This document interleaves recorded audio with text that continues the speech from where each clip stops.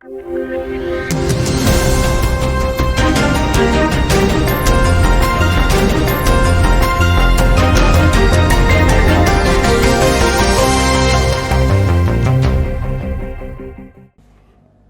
l'heure de notre bulletin d'information de ce jeudi 25 janvier 2024. Merci de nous suivre.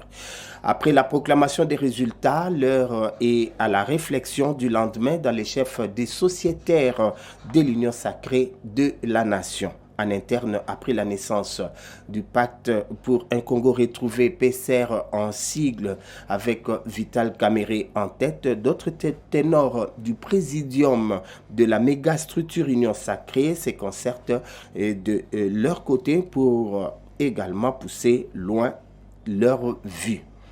Avec Kabouya, Augustin de l'UDPS, Jean-Pierre Bemba du MLC, Bati Modeste Lukwebo de l'AFDC, ainsi que le patriarche Mbosso Kodia Pwanga, ils sont également à la manœuvre. Quelqu'un dirait autrement, la vigilance s'impose. Vaut mieux prévenir que guérir. Pendant que certains réfléchissent poste à obtenir, d'autres, eux, se jettent dans la perspective électorale de 2028. C'est le cas du regroupement Centre de Germain et Kambinga qui, au regard des scrutins organisés le 20 décembre 2023, la Constitution de 2006 mérite d'être révisitée. Le patron du centre met sur la sellette le mode des scrutins des animateurs à différents niveaux, le financement et l'organisation des élections ainsi que la démocratisation de partis politiques. L'ancien ministre de l'Industrie sous Joseph Kabila propose même le mandat du président à 7 ans. C'est la vie démocratique en République démocratique du Congo. Le thème choisi par l'UNESCO, nous sommes donc dans l'éducation cette année, dans le cadre de la célébration de la Journée internationale de l'éducation et faire progresser l'apprentissage pour une paix durable. Pour cette agence onusienne, cette journée vise à lutter contre les discours de haine. Face aux conflits récurrents dans le monde, il est question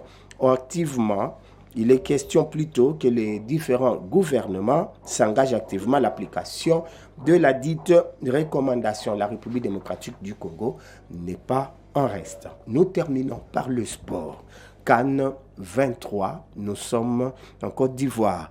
La République démocratique du Congo a eu du mal à percer le filet des Tanzaniens, malgré le pléthore de ces internationaux de renom. Face aux poulains de Samata à Bouanali qui l'ont contraint à un match nul vierge. Malgré ces nuls, les léopards de la République démocratique du Congo accèdent en huitième de finale et seront le dimanche face au pharaon d'Égypte, un duel dont les pronostics sont à éviter. En même temps, le Maroc, dans le même groupe, vient de tirer de l'abîme les éléphants de la Côte d'Ivoire grâce à sa victoire sur les Zambiens, 1-0.